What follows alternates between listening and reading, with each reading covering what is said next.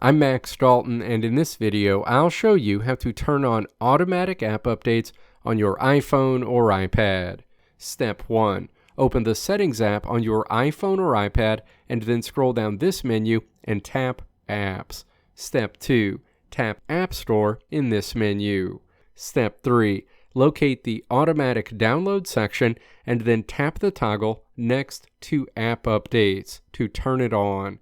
When this is selected, new versions of apps you currently have on your device will automatically download as they become available.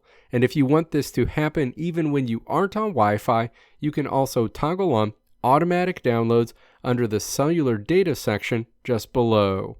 One thing to keep in mind is that automatic updates usually trigger when your phone is connected to power and a stable Wi-Fi network, often overnight. If you have a specific app that you know just released a critical update and you don't want to wait for the automation to kick in, you can still go into the App Store manually to force that update through.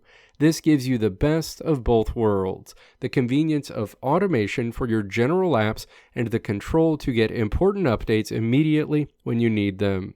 You might also want to look at the app download setting in that same menu, especially if you use multiple Apple devices like an iPad and an iPhone.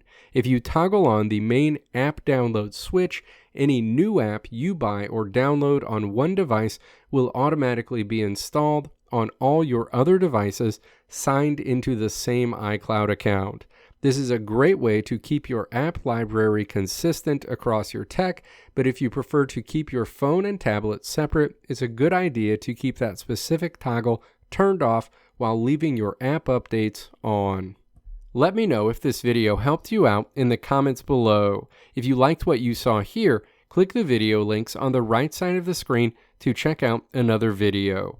Or click the logo on the left side of the screen to check out my tutorial website at www.maxdalton.how.